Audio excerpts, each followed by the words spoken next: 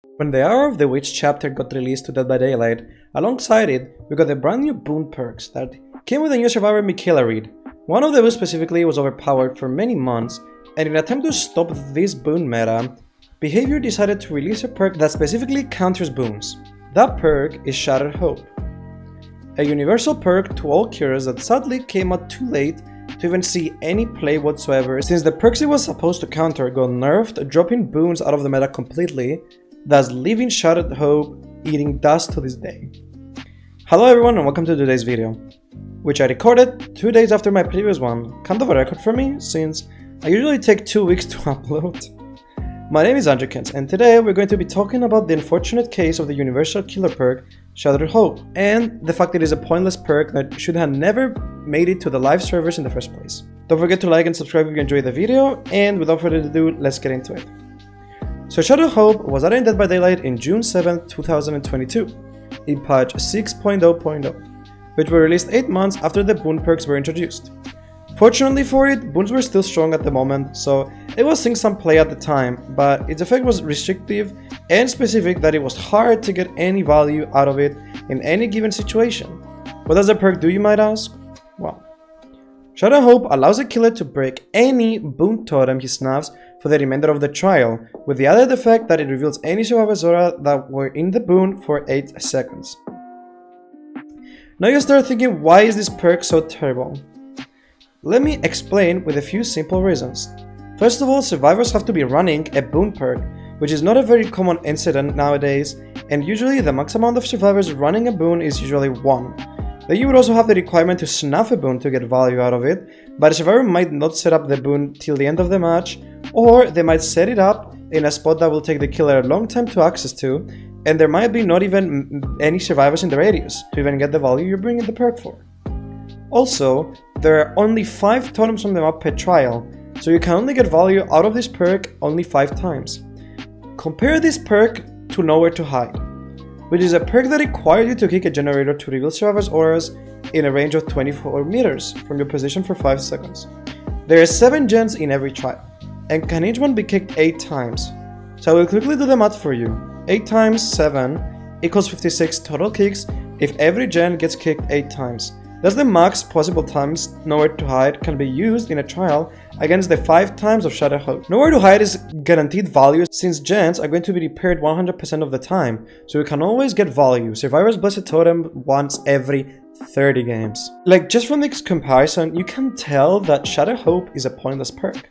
I'm pretty sure Behavior here tried to make Shattered Hope work with Hex Pentimento, which is a perk that gives you the ability to rekindle totems after they have been broken, but boons fell out of the meta after the 6.7.0 patch. But even before that, it was extremely rare to get any value out of Shattered Hope. This perk was doomed from the beginning, and it's not only because of its effect sucking ass. The perks it was supposed to counter got nerfed, and people barely use them now, so leaving Shattered Hope with no purpose to exist in Dead by Daylight. Shattered Hope was doomed from the beginning, but I think we can change that, so let me suggest a few ways this perk can be improved while keeping its original identity. Idea number 1. Shattered Hope allows the killer to destroy dull, hex, or boon totems. After destroying a dull totem, that reveals the aura of all survivors within a 12-meter range from the broken totem for 5 seconds and gain a stack. For every stack, the aura reading range after breaking a totem is increased by 12 meters to a max of 60 meters.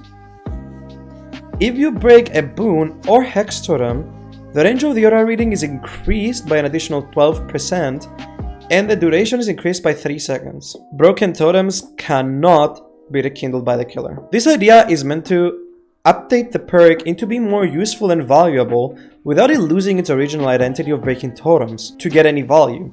And it wouldn't be overpowered since you can only use this 5 times per trial if you can find all totems. And you also have the restriction that you can use Pentimento with it, so it wouldn't break the game. Idea number 2, which I'm not a big fan of, but this is more to keep its original effect and build upon that. Keep its original effect. After a survivor blesses a boon totem, you see the boon's location and radius. While in its radius, you gain the following buffs: 20% kicking speed increase, 15% faster vaulting speed, 5% haste effect. Basically, when the survivor's Blessed Totem, you gain extra buffs for yourself, essentially using the boon to your benefit, but for the trade-off that survivors also get their buffs from the boon. When you don't need the boon anymore, you can go snuff it and break it for the auto reading. This is my idea for a buff if you want to keep its original concept on working only with boon totems, but if I'm being honest, this still won't be a good change for it since it still requires survivors to bring a boon every game, and they just don't.